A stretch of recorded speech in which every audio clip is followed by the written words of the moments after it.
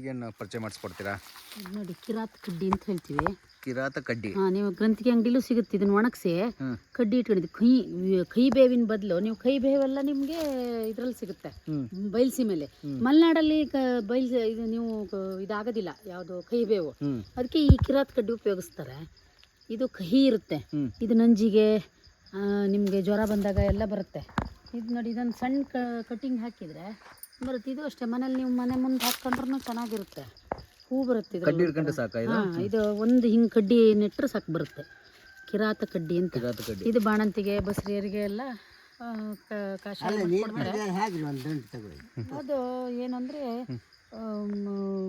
ಈಗ ಏನಾದ್ರು ತುರ್ಕೆ ಅಲರ್ಜಿ ಇದ್ದರೆ ಇದು ಎಣ್ಣೆಗೆ ಹಾಕಿ ಹಚ್ತಾರೆ ಮೈಗೆಲ್ಲ. ಸೊಪ್ಪು ಅಲ್ಲ ಸಮೂಲ ಯಾವುದು ಎಲ್ಲದನ್ನೂ ಹಾಕ್ಬೋದು. ಹಾಕಿ ಎಣ್ಣೆ ಮಾಡಿ ಮೈಗೆ ಹಚ್ಚಿದ್ರೆ ಈ ಏನಾದ್ರು ಕಜ್ಜಿ ತುರ್ಕೆ ಇವೆಲ್ಲ ಇದ್ರೂ ಹೋಗುತ್ತೆ ಅಂತ ಹಿಂದಿನವರದ್ದು ಒಂದು ವಾಡಿಕೆ. ಇದು ಕಷಾಯ ಮಾಡಿ ಕೊಡ್ತಾರೆ.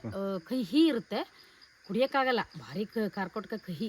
ಹೆಸರು ಯಾಕದು ಕಿರಾತ ಕಡ್ಡಿ ಅಂತ? ಕಿರಾತ ಕಡ್ಡಿ ಅಂದರೆ ಎಂತ ಇಲ್ಲಡಿ ಹಿಂಗೆ ಒಂಥರ ಅದಷ್ಟು ಇದು ಅಂತ ಒಂದು ಕಡ್ಡಿ ಥರ ಇರುತ್ತಲ್ಲ, ಅದೇ ಏನಕ್ಕೆ ಕರೀತಾರೆ ಗೊತ್ತಿಲ್ಲ, ಕಿರಾತ ಕಡ್ಡಿ ಅಂತಲೇ ಅದಕ್ಕೆ ಹೆಸರು. ಕಿರಾತ ಕಡ್ಡಿ ಅಂತಲೇ ಹೆಸರು.